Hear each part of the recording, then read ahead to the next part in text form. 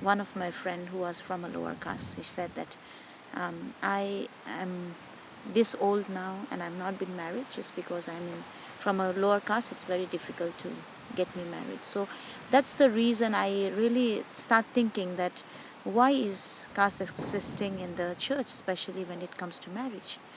I'm Karuna Sharma. I'm from Kathmandu, Nepal, and I'm pursuing my PhD studies at Oxford Center for Mission Studies, and I'm specially looking at the intercaste marriage among Nepali Christians. In Nepal, we have very, very few handful of Christians who are theologians who have done their PhD in theological educations, and I think among Nepali Christian women, maybe I would be the first one. Being a Nepali, being born and brought up in Nepal, I had never understood the caste system so deeply as I have understood it now, and I'm still learning about it. So it has really enhanced my thinking, broadened my perspective, and helped me to understand my culture more in a more deeper and better way. Another thing is PhD studies would also help me to share about my country to other people who do not know about it, and the issue that my country is facing that others do not know about it. Nepali Christianity began only after 1950, so we are just a baby comparing to other giant nations with a lot of history of Christianity in their own country. Our country was the only Hindu kingdom till 2007. It was declared a secular state after that.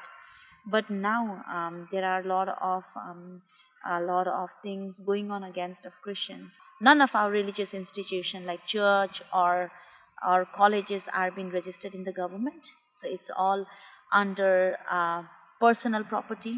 So now there has been a lot of even legal issues that comes, even conversion issues. So an anti-conversion bill has been passed.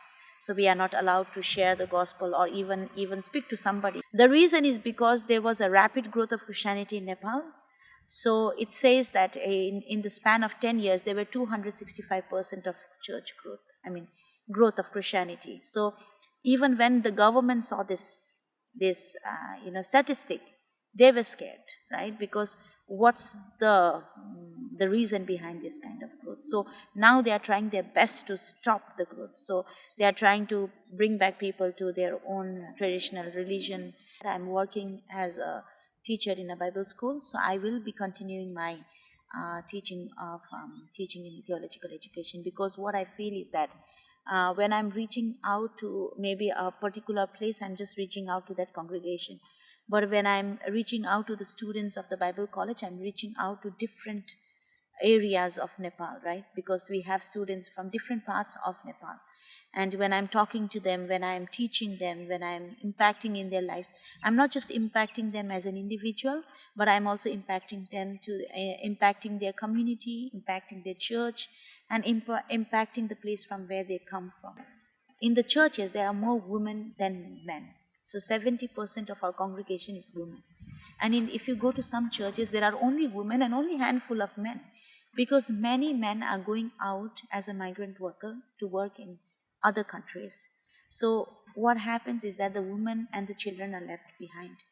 So I strongly believe that my role in the church or in the Nepali context is very important, because I'm not just teaching as a faculty, but I'm also being an example for the students, for my own students who are women and who come from different backgrounds.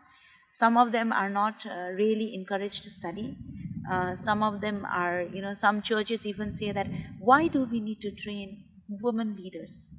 There's no use, because the church will give money, church will invest in their lives, and they get married and go somewhere else. So there's no benefit for the church. So some churches even have those kind of thinking about women.